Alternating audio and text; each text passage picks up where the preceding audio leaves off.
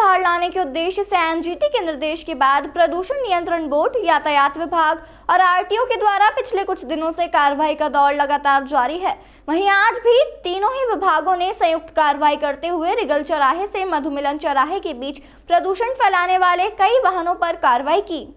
दरअसल इंदौर की वायु की गुणवत्ता में सतत सुधार लाने के उद्देश्य से अलग अलग शासकीय विभागों के द्वारा कवायदों का दौर लगातार जारी है, जहां कुछ दिनों पूर्व नगर निगम आयुक्त ने सभी विभागों की बैठक कर उन्हें जरूरी दिशा निर्देश जारी किए थे। वहीं पिछले कुछ दिनों से यातायात, प्रदूषण नियंत्रण बोर्ड और आरटीओ द्वारा अलग अलग चौराहे पर पुलिस प्रदूषण फैलाने वाले वाहनों पर कार्रवाई कर रही है। इसी कड़ी में आज भी तीनों ही विभागों द्वारा संयुक्त कार्रवाई करते हुए प्रदूषण फैलाने वाले वाहनों पर कार्रवाई की। इस कार्रवाई को लेकर अधिकारियों का कहना है कि एनजीटी के निर्देश के बाद शुरू हुई इस कार्रवाई में अभी तक बड़ी संख्या में अमानक पाए जाने वाले वाहनों पर कार्रवाई की गई है, जहां निजी वाहनों को नोटिस देकर कार्रवाई की जा रही है, तो वहीं कमर्शियल वाहनों का फिटनेस भी निरस्त किया जा रहा है।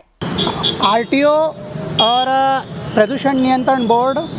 और ट्रैफिक पुलिस, इनकी संयुक्त टीम जो है अभी लगातार अभियान चला रही है। नेशनल ग्रीन ट्रिब्यूनल के जो आदेश और निर्देश हैं उसके तहत जो है ये जो प्रदूषण फैला रहे वाहनों के खिलाफ कार्रवाई की जा रही है, जिनमें यहाँ पर पेट्रोल, डीजल आदि की मशीनें प्रदूषण नियंत्रण बोर्ड लाकर और उनको चेक कर रहा है और जो फेल पाए जा रहे हैं उसमें उनके खिलाफ कार्रवाई भी की जाएगी और उनको नोटिस देकर कार्रवाई की जाएगी। और अगर कमर्शियल गाड़ी होगी तो फिटनेस निरस्त करेंगे। और अभी तक हमने 3 दिन के अभियान में 300 वाहन चेक कर लिए हैं, जिसमें से करीब 15-20 वाहन जो है प्रदूषण मानकों पर खरे नहीं उतरे हैं। अभी यह और भी सघन इलाकों में भी चलाया जाएगा, क्योंकि जो धुआं छोड़ते हैं अब वो यहाँ इंदौर में उसको बर्दाश्त नहीं किया जाएगा। ये एनजीटी के भी सख्त निर्देश हैं और इंदौर की AQI को बहुत अच्छा करना वो प्रदूषण नियंत्रण बोर्ड, ट्रैफिक पुलिस, मीडिया सभी का ड्यूटी भी है और सभी जनता की भी जो है जिम्मेदारी है, तो हम इसी में लगे। नहीं, सभी को PUC सर्टिफिकेट की जानकारी होती है। कमर्शियल वाहनों को भी ज़रूरी रहता है, प्राइवेट वाहनों को भी ज़रूर रहता है। प्राइवेट वाहनों में जो है प्रदूषण सर्टिफिकेट नहीं होने पर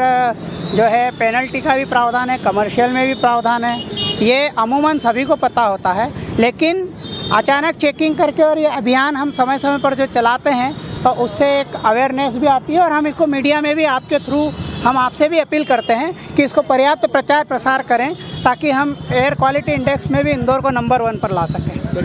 जी,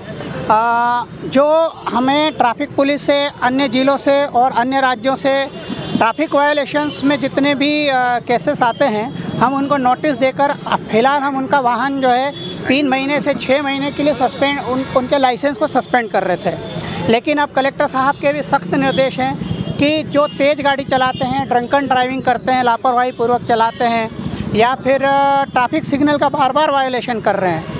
उदाहरण के तौर पर अगर किसी ने 3 बार से ज़्यादा वायलेशन किया है तो हम उनके लाइसेंस हमेशा के लिए निरस्त करने के भी निर्देश दिए हैं। उसके बाद वो बनवा नहीं पाएंगे लाइसेंस, इसलिए सभी अलर्ट रहें और ट्रैफिक यातायात सुधारने में भी इंदौर